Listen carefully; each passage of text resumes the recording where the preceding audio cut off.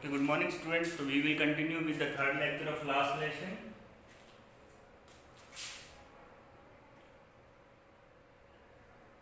Okay, your parents were not anxious enough to have you learn. Okay, आपके parents वो चिंतित नहीं है, anxious मतलब चिंतित, उनको चिंता नहीं है इसके बारे में कि आप पढ़ लिख रहे हैं कि नहीं. Okay, they prefer to put you to work. Okay, वो क्या प्रेफर करेंगे? to put you to work, वो तुम्हें काम पे भेजना प्रेफर करेंगे ऑन ए फार्म, अपने खेत में, और एट द मिल या मिल में. So as to have a little more money and okay, ताकि वो थोड़ा सा ज्यादा पैसा कमा सके. एंड आई, और जहां तक मेरी बात है, as a teacher, I mean to say mister Hamel, teacher I have been blame also, मुझे भी ब्लेम किया जाएगा कि आपने पढ़ाया नहीं. Have I not often sent you to water my flower, मैंने भी तुम्हें रोज अपने खेतों में, अपने गार्डन में पानी देने के लिए नहीं भेजा. इंस्टेड ऑफ लर्निंग यू, मुझे तुम्हें पढ़ाने की बजाय कहाँ भेजना चाहिए था? अपने गार्डन में पानी देने के लिए.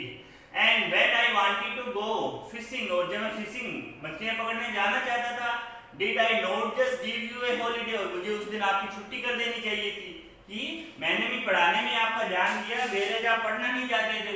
ओके, और इसके लिए ब्लेम मुझे भी आएगा, मुझे भी आपको ऐसे ही फ्री छोड़ देना चाहिए था. Then from one thing to other, M. Hamel went to talk of the French language. फिर M. Hamel होते हैं French language के बारे में बातें करते रहते हैं. Saying that, वो बता रही हैं कि it was the most beautiful, कि ये सबसे ज़्यादा सुंदर language है. Okay, this is about the territory, जो फ्रांस की territory थी, उसमें कुछ हिस्सा था, वो हिस्सा जर्मन में चला गया था. ओके,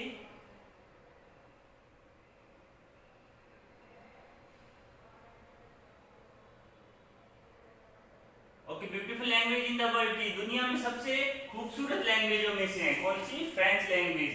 द क्लियरेस्ट, जो सबसे ज्यादा क्लियर, द मोस्ट लॉजिकल, जो बिल्कुल लॉजिकल है, लॉजिक के साथ है, मतलब हर शब्द का एक मतलब है, लॉजिक है इसमें. And then we must guard it, और हमें इसकी रक्षा करनी, अमंग अस, हमारे बीच में. एंड नेवर फॉरगॉट इट, और इसे भूलना नहीं चाहिए. मीन टू से हमें हमारी लैंग्वेज की रक्षा करनी चाहिए. जैसे हम लोग अपनी लैंग्वेज ही भूल रहे हैं, संस्कृत हमारी अबोलिश हो रही है. Okay, because when A people were enslaved, जब आप किसी चीज के एनस्लेव मतलब गुलाम हो जाते हैं. ओके, गुलाम हो जाते हैं. As long as they hold last to their language, और वो अपनी लैंग्वेज को अपने पास रखते हैं अपने आखिरी समय तक. It is as they had the key of their prison, जैसे कि वो उनकी प्रिजन, जेल की चाबी हो. तो लैंग्वेज क्या होती है? उनकी आइडेंटिटी होती है, उनकी पहचान होती है. अगर वो गुलाम भी हो जाते हैं, वो लैंग्वेज अपने अपने पास रखते हैं. ओके, जैसे हम लोग ब्रिटिशर के गुलाम थे कि नहीं, हिस्ट्री में आपने पढ़ा हुआ, लेकिन हमारी लैंग्वेज तो अबोलिश नहीं हुई नहीं, क्योंकि वही हमारी पहचान थी. ओके, और वो क्या थी? एक चाबी की तरह थी, जो जेल की चाबी हो. Okay, then he opened a grammar and read out our lesson, तब उसने ग्रामर की बुक खोली और एक लेसन पढ़ाया. I was amazed to see how well I understood it, और मुझे हैरानी हुई कि आज मैं कितनी अच्छी तरह से समझ गया. क्यों समझ गया आज वो अच्छी तरह से? Why he understood the lecture. All he said seemed so easy, आज मुझे सब कुछ बड़ा आसान लग रहा था. Okay, so easy, बहुत बिल्कुल आसान. I think too, मुझे भी ऐसा लग रहा था कि आज सब कुछ बड़ा आसान है. That I had never listened so carefully, और फिर उसने खुद ये बताया कि मैंने कभी ध्यान से सुना ही नहीं आज तक, कभी तो मुझे कुछ समझ में नहीं आया. I had never listened so carefully, and that he had never explained everything with so much patience, और शायद उन्होंने भी, ही मतलब टीचर ने भी इतना पेशेंसली आज तक पढ़ाया नहीं. ओके, ना ही तो मैंने ध्यान से सुना, ना ही टीचर ने इतना पेशेंस के साथ मुझे पढ़ाया. तभी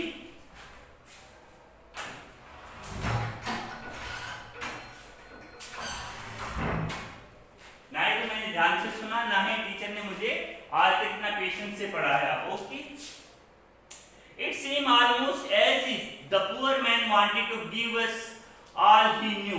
ओके, और यहाँ पुअर मीन टू से ये हेल्पलेस मैन. ओके, जो टीचर है, पुअर मैन कहना है टीचर, बिकॉज आज वो छोड़ के जाने वाला है. सो जो पुअर मैन है, हेल्पलेस मैन टीचर है, वांटेड टू गिव ऑल कि वो सबसे ज्यादा इंफॉर्मेशन आज हमें देना चाहता है, पढ़ाना चाहता है अच्छी तरीके से। ही न्यू, जो जितना वो जानता है, बिफोर गोइंग अवे, जाने से पहले, and put it all into our head at one stroke, और वो एक ही झटके में आज पूरा पाठ पढ़ा देना चाहता है। एक स्ट्रोक, एक ही झटके में सब कुछ पढ़ा देना चाहता है। आफ्टर द ग्रामर, ग्रामर के बाद we have a lesson in writing, हमने एक राइटिंग का लेसन किया। That day M Hamel had new copies for us, और उस दिन एम हैमल हमारे लिए नई वर्कशीट कॉपियां लाए थे। Written in a beautiful round hand France Alsace France, और जिसके ऊपर लिखा हुआ था round hand France Alsace France Alsace. They looked like little flags floating everywhere in the school room, और वो कैसे लग रही थी, जैसे वो डिस्ट्रीब्यूट कर रहे थे, जैसे कि छोटे छोटे फ्लैग हैं वो रोटेट हो रहे थे। हम from the rod at the top of our desk, और जो एक रोड के साथ हमारी डेस्क के ऊपर फहरा रही हो, लटके हुए हो।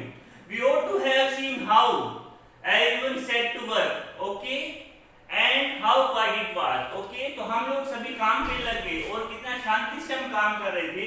The only sound was scratching of the pens over the paper, और साउंड किस चीज की थी, स्क्रैचिंग, घिसने की था, जो पेन के चलने की साउंड, ओके, चलना, स्क्रैच करना मतलब घिसना, ओके, जो पेन उसके ऊपर चला रहे थे वो पेन की भी साउंड सुनाई दे रही थी पेपर पे।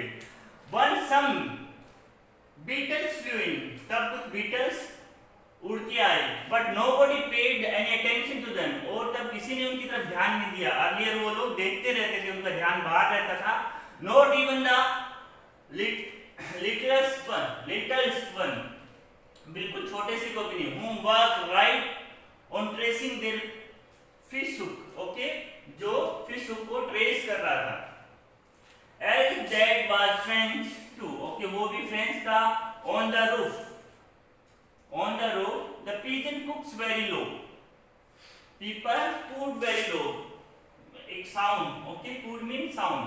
pigeon की जो sound होती है, okay, वो बड़ी धीरे धीरे sound निकाल लेती है। And I thought to myself, और मुझे लग रहा था, will they make them sing in German? क्या ये जर्मन में, okay, it is a comment, sarcastic comment, कि आपने डायरेक्टली चेंज कर दी है, लेकिन क्या ये pigeon है? They can sing in German, even the pigeons.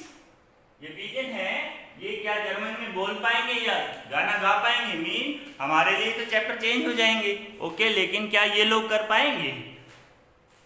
Whenever I looked up from my writing, जैसे लिखते लिखते मैंने ऊपर देखा, okay,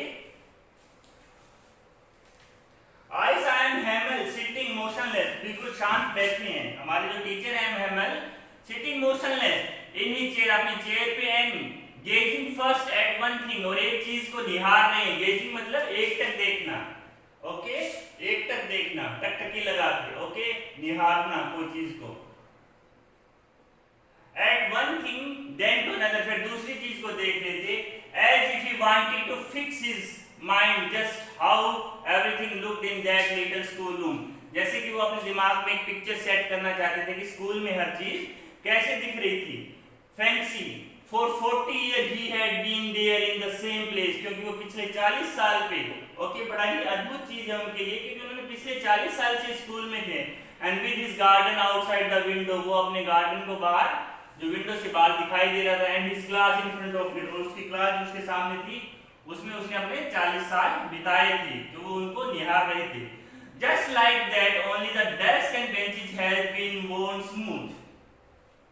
Just like that, same उसी तरीके से, only the desk and benches has been worn smooth, okay. The walnut tree in the garden were taller and hawthorn that he had planted himself twined about the window of the room, okay. तो जो bench थे, desk और bench थे, वो पुराने हो गए थे, worn out हो गए थे समय के साथ। walnut tree वो बड़े हो गए थे गार्डन में, ओके, एंड होप पाइन जो ट्री लगाया था उन्होंने, he has planted himself twinned about the window, वो एक सर्कुलर वे में, ओके, लिपट गया था विंडो के चारों तरफ। how it must have broken the heart to leave it all, और जब इन चीजों को छोड़ेंगे तो इनका दिल ही टूट जाएगा। packing their trunks, ओके, जब वो अपने ट्रंक पैक करेंगे, for they must leave the country next day, क्योंकि वो अगले दिन इस कंट्री को छोड़ने वाले हैं। तो आज उन सब चीजों को देखते हैं। But he had the courage to hear every lesson to the very last, लेकिन उनमें इतना करेज है कि वो आखिरी लेसन सुने क्लास में। After the writing we had a lesson in history, writing के बाद हमने एक हिस्ट्री का लेसन किया। Okay, and then baby chanting their ba ba bi bi bu.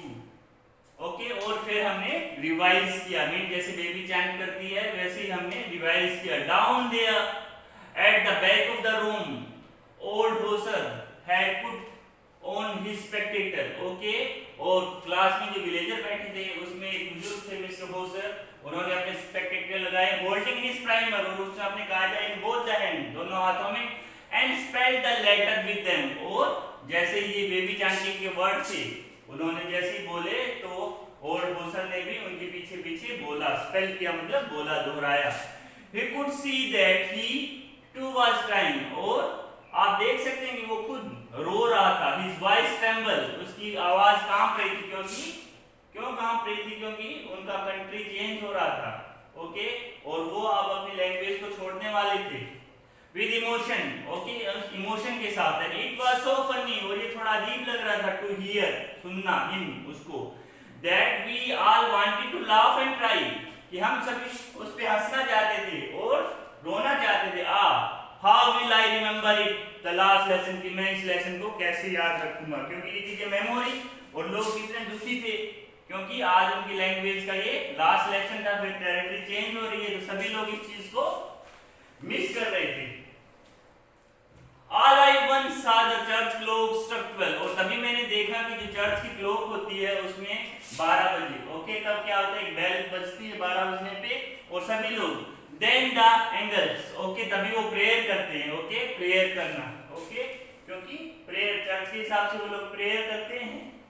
Okay, at the same moment the trump of the Christian returning from the drill, okay, trumpet, okay, trumpet एक sound होती है जो ड्रिल करते हैं, Persian soldier आते हैं, तो वो लोग आते हैं returning from the drill, sounded under our window, okay, जो हमारे विंडो के नीचे से क्रॉस कर रहे थे तो बहुत जोर से साउंड करते हैं। एंड हैमर स्टूड अप, खड़े हो जाते हैं। वेरी पेल, पेल मतलब कि पीला हो जाना, उदासी की वजह से। ओके, सैडनेस की वजह से। In his chair I never सा हिम लुक सो टाल, और आज तक मैंने उन्हें इतना बड़ा कभी नहीं देखा। बिल प्राउडली, और बड़ा मीनिंग से एक ऑनर के साथ। ओके, कि आज तक वो हमें इतने ग्रेट कभी नहीं लगी। Okay, now we speak, my friend said I, but something choked him. Okay, उन्होंने बोलना स्टार्ट किया माय फ्रेंड, फिर उसके गले में कुछ अटक गया। He could not go on, और वो बोल नहीं पाते क्योंकि उनका गला भर आता है, शायद वो विदाई का समय होता है इसलिए वो बोल नहीं पाते हैं, उनका गला भर आता है। Then he turned to the blackboard, वो blackboard की तरफ मुड़ते हैं, took a piece of chalk, एक चौक का पीस लेते हैं, and bearing on with all his might, okay, he wrote as large as he could, और अपने भगवान को ध्यान रखते हुए और एक सबसे लिखते हैं। Okay, he write, okay, bearing on, हिम्मत करके, ठीक है, वो लिखते हैं। V वाला friends, okay, French word है, okay, Y वाला friends, okay, Why we love friends, कि फ्रांस तुम live long, okay, then he stopped, तब वो रुकते हैं, and leaned his head against the wall, okay, sorry, lean मतलब साथ में लगा लेना, okay, lean मतलब थोड़ा सहारा लेना,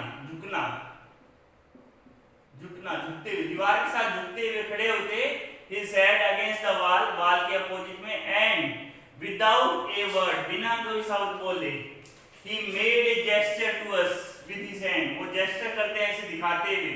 ओके, ब्लैक बोर्ड पे जो उन्होंने लिखा हुआ है, school is dismissed, you may go. Okay, and कि अब स्कूल डिसमिस है एंड यू कैन गो, आप लोग जा सकते हो।